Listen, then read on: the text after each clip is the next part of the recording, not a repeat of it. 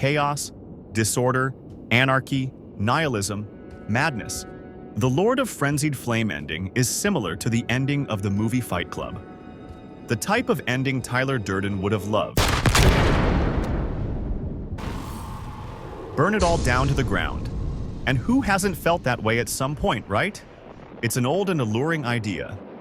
In this video, we're going to give you 5 good reasons why the Lord of Frenzied Flame is the best and by far the most compelling ending in Elden Ring, especially now that the DLC has completed the storyline with the addition of the Midra boss fight in the Abyssal Woods. So here's a rundown of the 6 known endings you can achieve in the game. The Age of Fracture, the Age of the Duskborn, the Age of Order, the Blessing of Despair, the Lord of Frenzied Flame, and the Age of the Stars.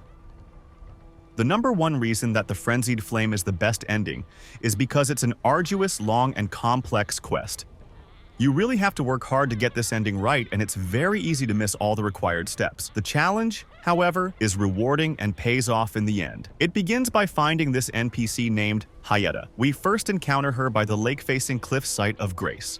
Right away, upon first meeting this woman, she shakes you down for a Shabriri grape, a rare consumable Hello? item in the game. Is someone there?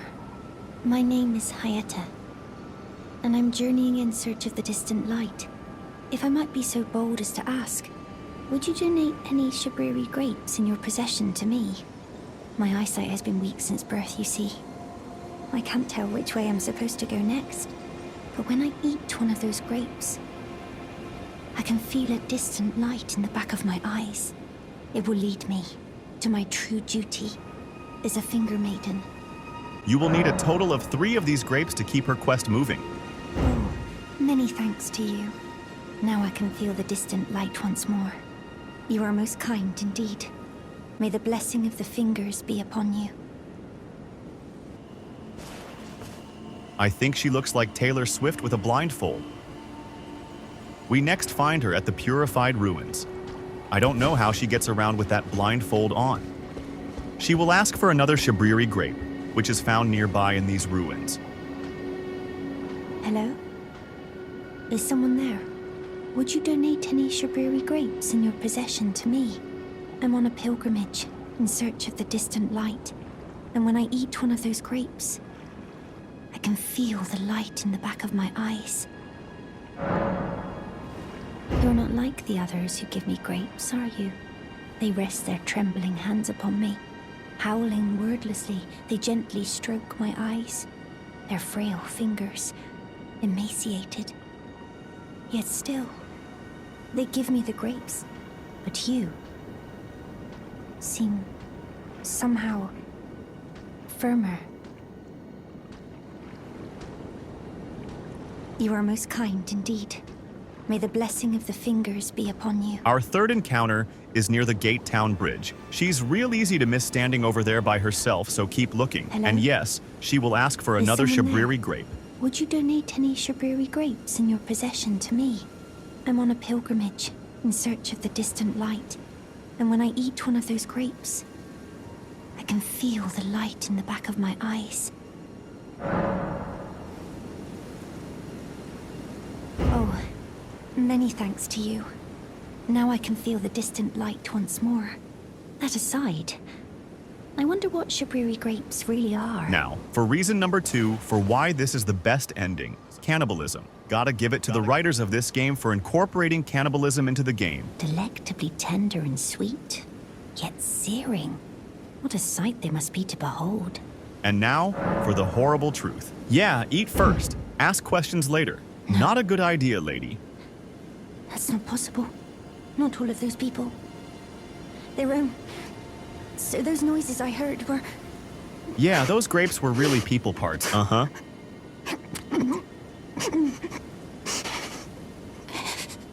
Sorry. I'm all right now. Don't mind me.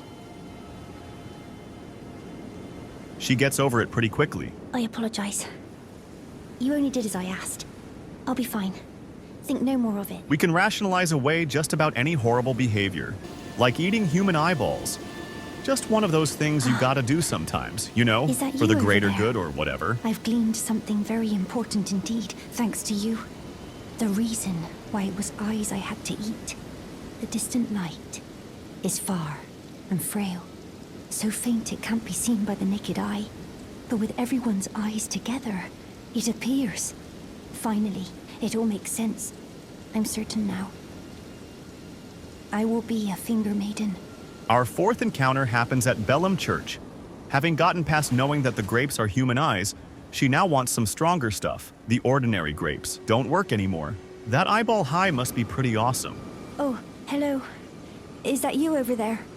Have you ever heard of fingerprint grapes? They're special grapes which only grow on those who've been clasped by the burnt fingers. I would truly love to try one. The distant light seems far closer than before, but I can't sense a thing from the usual grapes anymore. Please, could you donate a fingerprint grape to me? Without one, I don't know. I feel like I might go mad. We don't want a mad woman on our hands. So here you go, Missy. Oh, a fingerprint grape. Tried and true. What a wondrous thing. A fingerprint grape. Yummy. How sweet. Yet, how it burns. Thank you. I've composed myself again. May the blessing of the fingers be upon you. Thank you.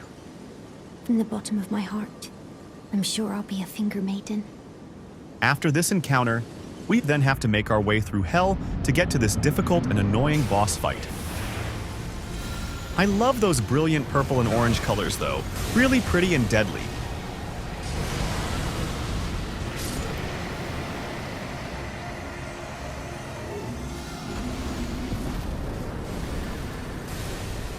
After defeating it, we activate a secret chamber which leads us here, to the worst leg of our journey to Frenzy.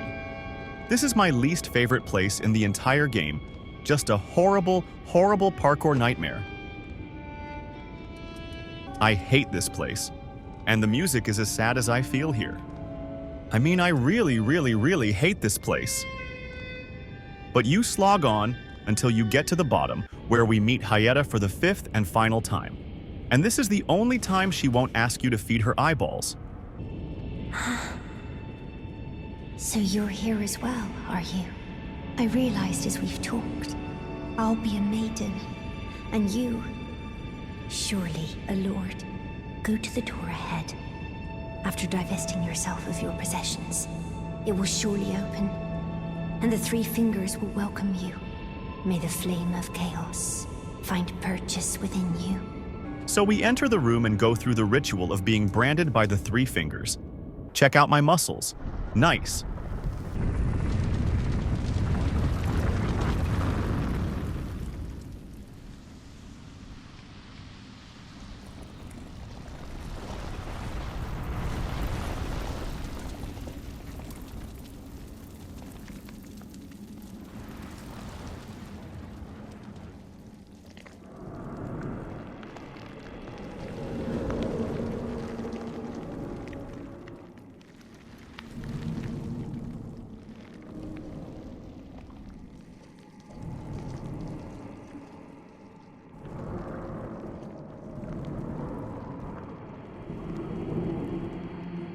This act will now lock us into the Lord of Frenzied Flame ending.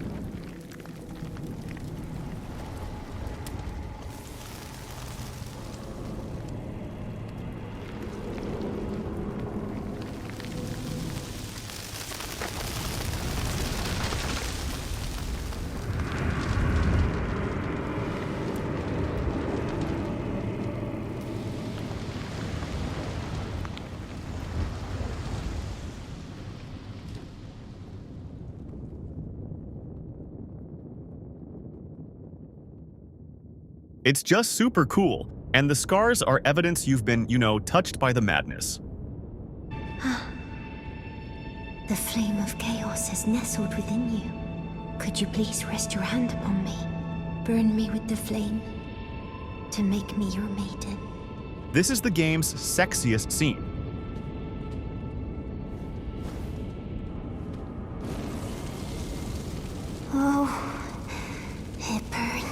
That's as hot as it gets, folks. My eyes. My eyes. They're melting. Okay, well, maybe that's hotter. I tend to have this effect on the women I meet in real life. Seriously, I do.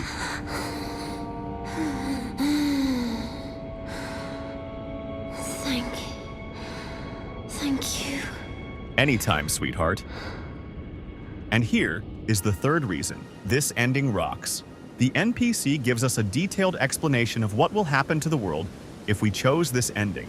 Straight up, no BS, the world order will come crashing down, just like it does in Fight Club.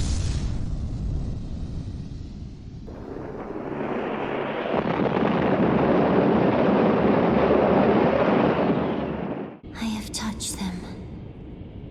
The words of the three fingers. As your maiden, allow me to divine them. All that there is came from the one great. Then came fractures, and births, and souls. But the greater will made a mistake. Torment, despair, affliction, every sin, every curse, every one born of the mistake. And so, what was borrowed must be returned, melted all away with the yellow chaos flame, until all is one again. Those who gave me grapes howled without words, saying they wished they were never born. Become their lord, take their torment, despair, their affliction, every sin, every curse, and melt it all away. As the Lord of Chaos, no more fractures, no more birth. It may sound strange, but being the Lord of Chaos does sound pretty cool. Then she dies, and leaves us a few parting gifts. Unlike the other 5 endings that offer some glimmer of hope for a better new order in the world, this is the only one that offers nothing but the end of all births, the end of the creative force that runs the world. It's like you are now given the power to push the button that brings the universe to a complete and final end. You'd think that would be enough of a decision. But as an added bonus to the story, we get a new questline within a questline. Melina, our previous muse and partner, isn't happy with our decision.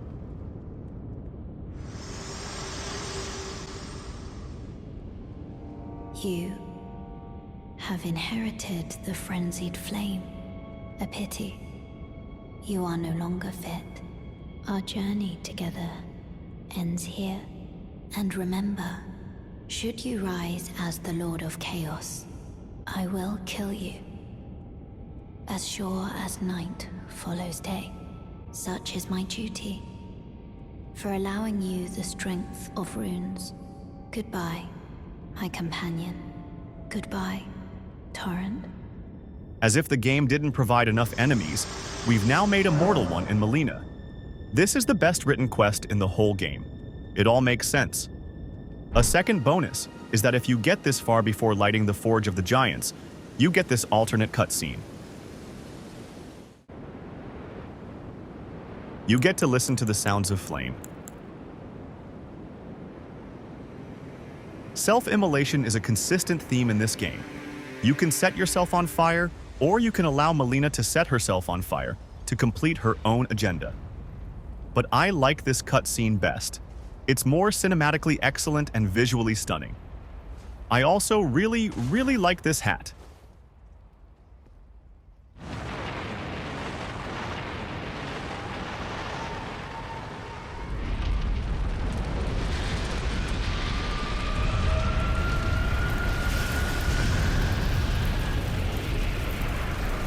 I want that outfit in my closet like ASAP.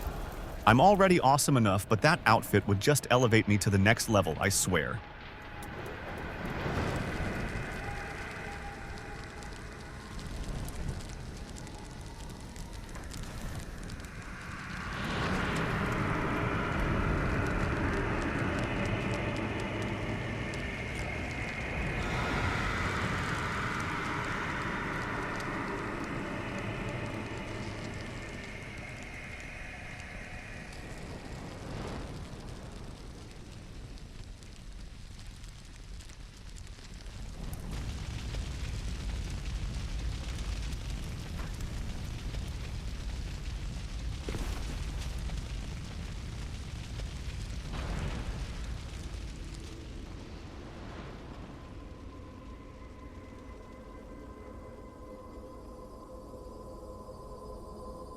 and you wake up in crumbling Farum Azula, which is the definition of chaos and disorder. A world existing on the very edge of complete collapse. This place is so out of whack, defying the laws of gravity. I mean, look around. Dragons, tornadoes, just get me out of here.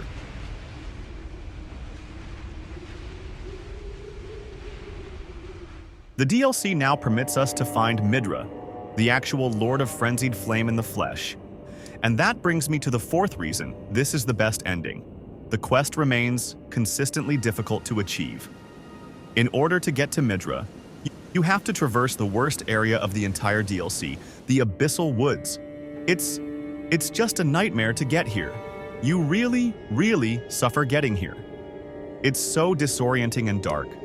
An even worse ordeal than getting to the Three Fingers with all that falling and dying in that pit. As soon as you arrive at Midra's crib, a ghost tells you to get out as soon as possible. He even calls you an uninvited guest, like you're some sort of trash that just walked in the door, which, I guess, technically, you are. So I guess the old guy has a point. Still, he's not very friendly. The entire mansion is just depressing. The place is in disarray, in complete shambles. Good thing we can't smell it. I bet it stinks real bad. It looks like a fire and a flood happened, one after the other. And so many books destroyed, burnt, lost forever. Enough to make any book lover weep. As we look around, we find the corpse of Nanaya, Midra's wife, sitting there, peacefully rotting away in her fancy duds. I bet she was really hot at some point. This place reeks of tragedy and decay. We get her torch, made from a human spine. Pretty cool, for a torch made from a spine. Then we meet Midra himself, a sad little man. This is what happens when you read too many books and live in a horrid dump like this. He brought his suffering upon himself. Sometimes, the things we want aren't really good for us, like Midra here. But yeah, getting what we want can be a terrible thing. You kind of feel sorry for the mad little guy living in this stench and garbage. His dead wife's decaying corpse just around the corner. Lost his mind to some crazy witchcraft, has a burning butthole for a face. Tough breaks. Poor fellow. And then we get the best boss transformation cutscene in the entire game. It's just an over-the-top superior tier level work of master storytelling.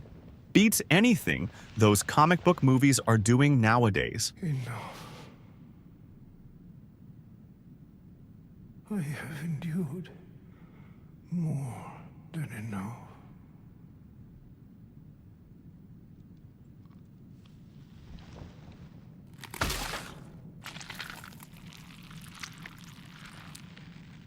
I ask you forgive me, dearest Nanaya. Just listen to that crunching sound. So satisfying to hear.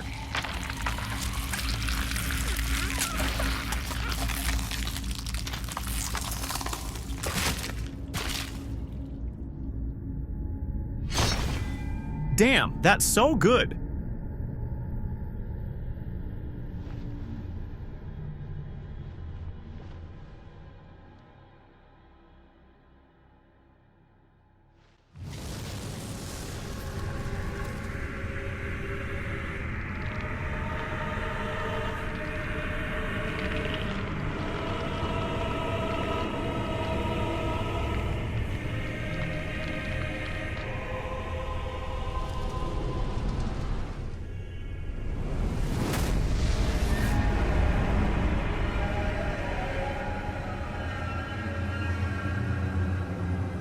Wow, spectacular. The fight is just as exciting. I suppose at one point or another we all get too close to the flame of frenzy, madness. The world is full of crazy people, places, and things. It's enough to drive anyone mad.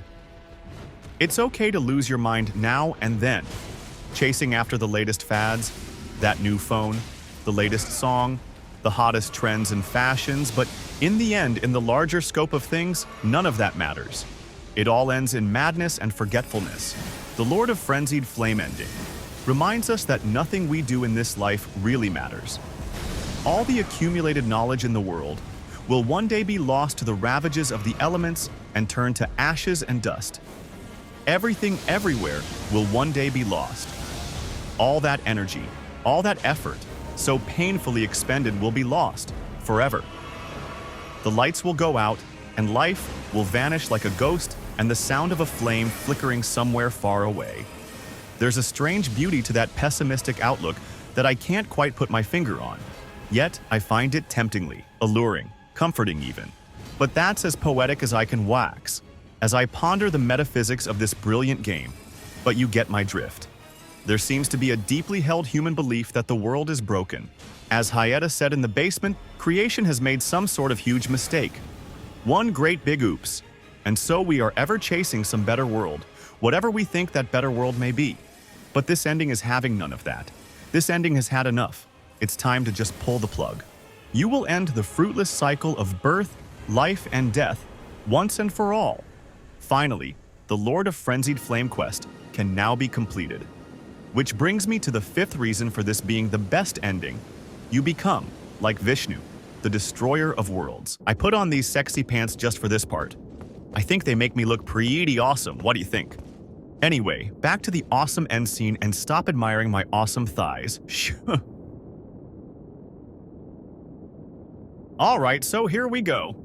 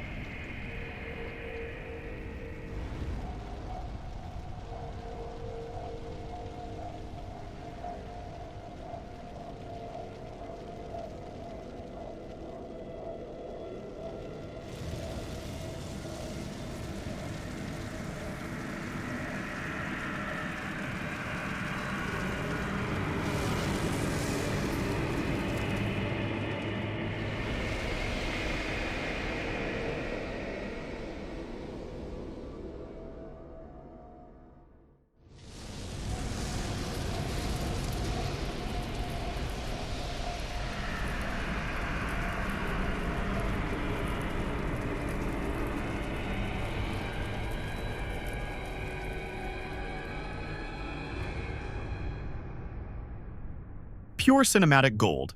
It's the pinnacle of visual storytelling in the gaming world. And as one final bonus, we get this cryptic epilogue with the best final lines of any game ever made. She's one pissed off maiden for sure. And she looks like that Fatal Attraction lady with the knife in the bathtub.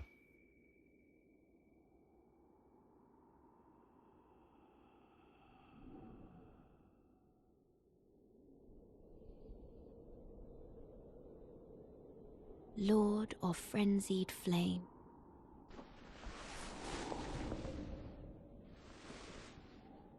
I will seek you as far as you may travel.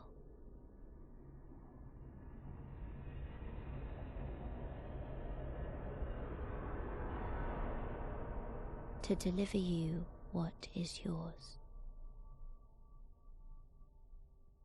Destined death. Destined death awaits everything, even the universe. Of course, I don't know if that's true or not, but that's what I learned on the internet, so it's gotta sorta, maybe be somewhat true. I think it's only natural for everyone to at some point wish they were never born. Even Job, in the Bible, wished he had never been born. You know, life sucks sometimes. There's an innate desire in us all, a Freudian death wish, not just for ourselves, but for the entire universe. What's the meaning of it all anyway? This is one interpretation of the Lord of Frenzied Flame ending, and I have to give to the creators and writers of the game credit for daring to offer us such a bleak and pessimistic ending. They didn't have to do that. Who knows how it will all end? Neither religion or science can say with any certainty. We are an eternally optimistic life form who can nonetheless imagine an end to everything. And until the end of the world arrives, enjoy life's simple pleasures, like some delicious boiled prawns and crabs. Those look really, really good. Thanks for watching. Hope you enjoyed it. Subscribe for more. And as Hayata would say, May the blessing of the fingers be upon you.